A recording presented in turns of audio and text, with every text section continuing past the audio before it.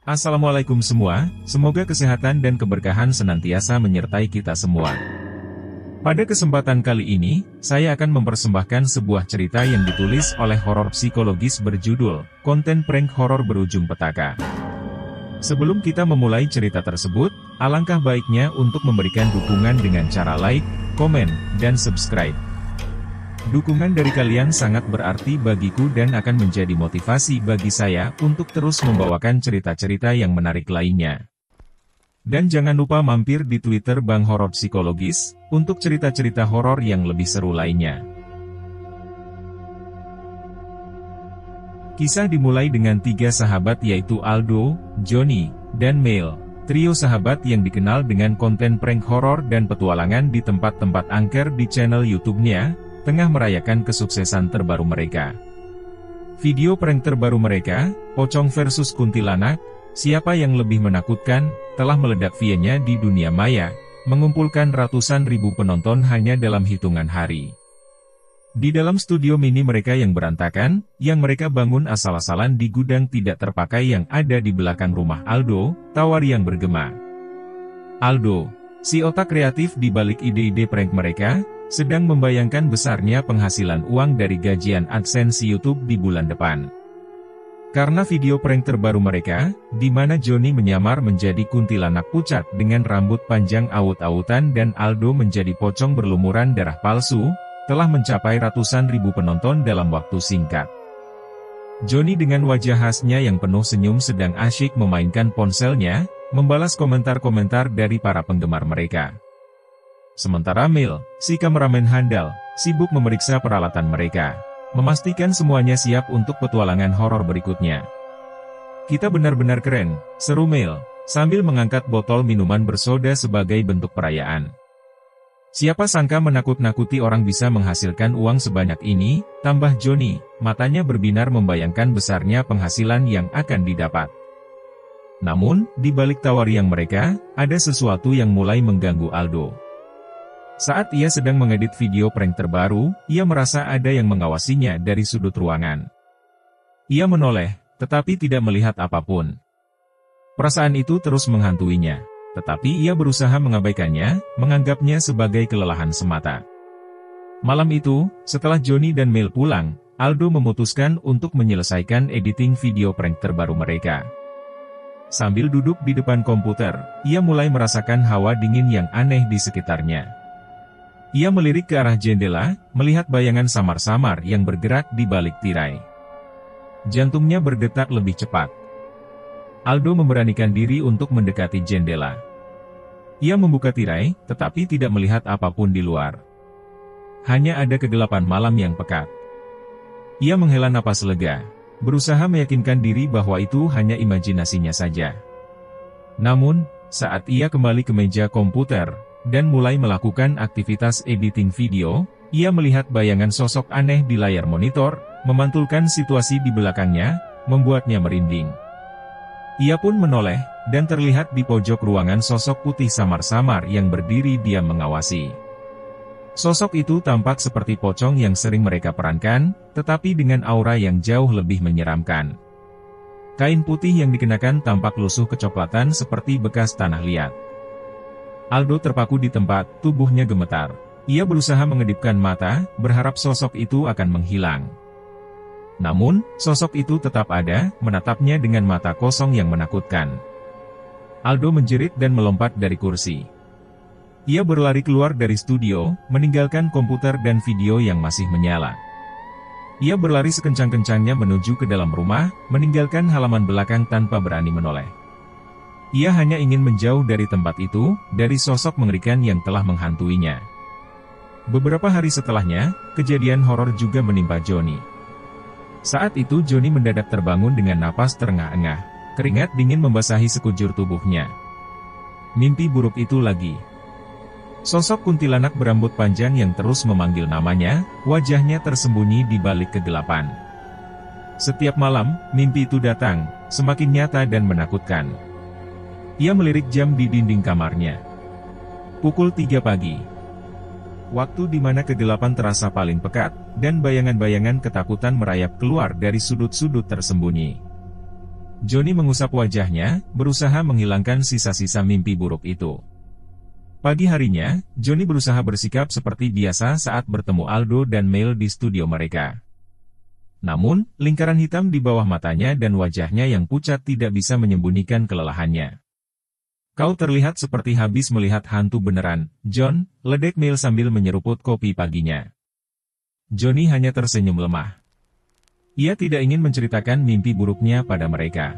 Ia takut mereka akan menertawakannya, menganggapnya terlalu terbawa peran sebagai kuntilanak. Namun, keanehan tidak berhenti di situ. Saat mereka sedang syuting video terbaru di sebuah rumah kosong yang terkenal angker, Johnny merasa ada yang mengikutinya. Ia menoleh ke belakang, tetapi tidak melihat siapapun. Namun, perasaan diawasi itu tidak hilang. Saat istirahat syuting, Johnny memutuskan untuk pergi ke toilet di lantai atas rumah itu. Toilet itu gelap dan lembab, dengan bau apek yang menyengat. Johnny menyalakan senter ponselnya, menerangi ruangan yang remang-remang. Saat ia sedang mencuci tangan, ia melihat bayangan samar-samar di cermin. Bayangan itu tampak seperti seorang wanita berambut panjang, tetapi wajahnya tidak jelas. Johnny menoleh, tetapi tidak melihat siapapun di belakangnya.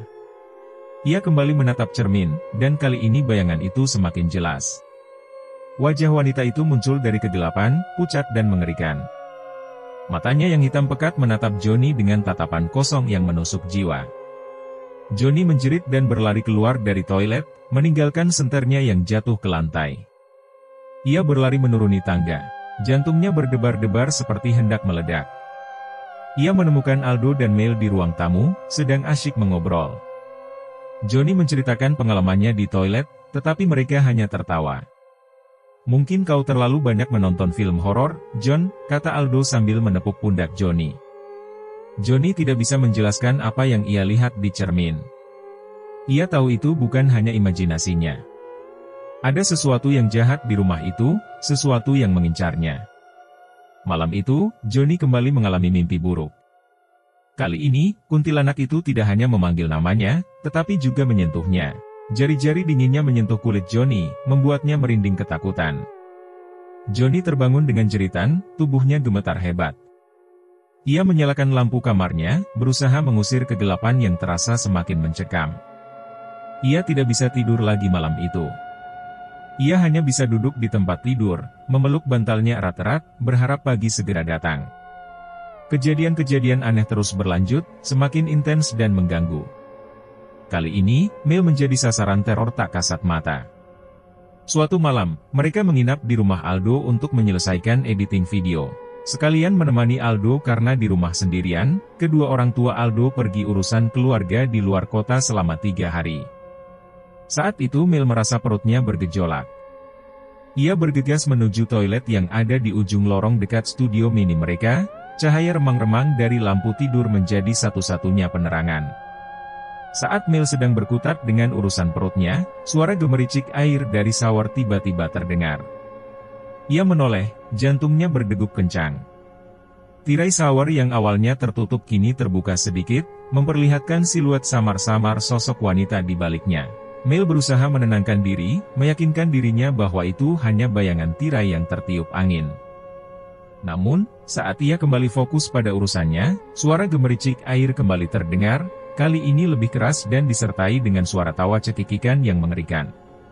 Tirai shower terbuka lebar, memperlihatkan sosok kuntilanak pucat dengan rambut panjang yang menutupi wajahnya. Sosok itu berdiri di bawah pancuran air, tubuhnya basah kuyup, menatap Mel dengan mata kosong yang menakutkan. Mel menjerit sekuat tenaga, melompat dari kloset, dan berlari keluar dari toilet tanpa sempat membersihkan diri. Ia berlari menuju ke studio mini di mana Aldo dan Johnny berada, menggedor pintu dengan panik. Aldo dan Johnny tampak kaget, terkejut melihat Mel yang pucat pasi dan gemetaran. Mel menceritakan apa yang baru saja ia alami di toilet, suaranya terbata-bata karena ketakutan. Aldo dan Johnny saling berpandangan, wajah mereka dipenuhi dengan campuran rasa takut dan khawatir. Mereka memutuskan untuk memeriksa toilet bersama-sama, meskipun rasa takut menyelimuti mereka. Saat mereka memasuki toilet, tidak ada tanda-tanda keberadaan kuntilanak. Tirai shower tertutup rapat, pancuran air tidak menyala, dan tidak ada suara tawa cekikikan yang terdengar. Namun, hawa dingin yang menusuk tulang masih terasa di ruangan itu. Mereka bertiga memutuskan untuk menghentikan proses editing video dan masuk ke dalam rumah, ke kamar Aldo. Tapi mereka tidak bisa tidur lagi malam itu. Mereka berbicara hingga pagi, mencoba mencari penjelasan logis atas kejadian-kejadian aneh yang terus menghantui mereka. Keesokan harinya, suasana di studio terasa berat. Ketakutan yang mereka alami mulai menggerogoti semangat mereka. Aldo, yang biasanya selalu bersemangat dan penuh ide, kini terlihat murung dan tidak fokus. Johnny, yang biasanya ceria dan suka bercanda, kini lebih banyak diam dan termenung. Mail, yang biasanya selalu siap dengan kamera dan peralatannya, kini terlihat ragu-ragu dan tidak yakin. Mereka bertiga menyadari bahwa mereka tidak bisa terus hidup dalam ketakutan. Mereka harus mencari cara untuk menghentikan teror yang menghantui mereka, atau mereka akan terus hidup dalam bayang-bayang kegelapan. Malam semakin larut, keheningan mencekam menyelimuti rumah Aldo. Trio sahabat itu memutuskan untuk tidur lebih awal, berharap kelelahan fisik dapat mengusir ketakutan yang menghantui mereka. Aldo merebahkan diri di kasurnya, berusaha memejamkan mata. Namun, bayangan kuntilanak di toilet dan sosok samar di balik tirai shower terus berputar-putar di pikirannya. Ia membolak-balikan badan, tidak bisa menemukan posisi yang nyaman. Tiba-tiba, ia merasakan hawa dingin yang menusuk tulang di sampingnya. Ia membuka mata dan melihat sosok pocong berbaring di samping ia tidur. Mata pocong itu merah menyala, menatap Aldo dengan tatapan penuh kebencian. Aldo menjerit sekuat tenaga, tubuhnya gemetar hebat. Ia berusaha bangkit dari tempat tidur, tetapi tidak bisa. Kakinya gemetar tapi kaku tidak bisa digerakkan. Pocong itu tetap diam di sampingnya dengan tatapan mata yang kosong tapi menyeramkan, seolah menahannya agar tidak pergi kemana-mana. Aldo meronta-ronta, berteriak, berusaha agar bisa bergerak. Si pocong tetap tidak bergeming. Lalu hal yang lebih menakutkan terjadi, pocong itu semakin mendekatkan tubuhnya ke arah Aldo, wajahnya yang mengerikan semakin jelas terlihat. Bau busuk yang menyengat keluar dari tubuhnya, membuat Aldo mual dan pusing. Aldo merasa tenaganya terkuras. Ia pasrah, menunggu nasib buruk yang akan menimpanya. Ia memejamkan mata, air mata mengalir di pipinya. Tiba-tiba, ia mendengar suara teriakan Johnny dan Mail. Mereka berlari dari ruang keluarga tempat mereka baru saja nonton televisi, dan masuk ke kamar Aldo, menyalakan lampu, dan melihat sosok pocong itu bergerak perlahan seperti ulat, mendekat ke arah Aldo di atas tempat tidur yang sama. Johnny dan Mail sangat kaget, spontan mereka ketakutan dan lari tunggang langgang keluar kamar lagi. Meskipun akhirnya setelah beberapa langkah, dan sudah bisa menguasai kekagetannya, mereka berdua memberanikan diri masuk ke kamar Aldo lagi. Dan sesampainya di sana, sosok pocong yang ada di samping Aldo sudah tidak terlihat lagi. Menghilang. Entah kemana, hanya terlihat Aldo yang meringkuk ketakutan sambil memejamkan matanya. Johnny dan Mail mendekatinya dan menepuk tubuhnya pelan. Aldo membuka matanya dan aneh, badannya sudah bisa digerakkan lagi. Ia bangkit dari berbaringnya dan terduduk lemas di tepi tempat tidur, napasnya terengah-engah. Johnny dan Mail memeluknya erat, berusaha menenangkannya. "Sudahlah, Du," kata Johnny. "Semuanya sudah berakhir." Aldo mengangguk pelan, tetapi ia tahu bahwa semuanya belum berakhir. Ia tahu bahwa pocong itu akan kembali. Di malam berikutnya, saat mereka bertiga sedang berkumpul di ruang tamu rumah Aldo, lampu tiba-tiba padam. Kegelapan pekat menyelimuti ruangan, hanya diterangi oleh cahaya bulan yang samar-samar masuk melalui jendela. Tiba-tiba, suara langkah kaki terdengar dari arah dapur. Langkah kaki itu semakin dekat, hingga akhirnya berhenti tepat di depan pintu ruang tamu. Pintu terbuka perlahan, dan sosok pocong yang sama yang pernah meneror Aldo muncul di ambang pintu. Di belakangnya, sosok kuntilanak pucat dengan rambut panjang awut-awutan juga muncul. Matanya yang kosong menatap mereka dengan tatapan dingin. Aldo, Johnny, dan Mail terpaku di tempat, tidak bisa bergerak atau bersuara.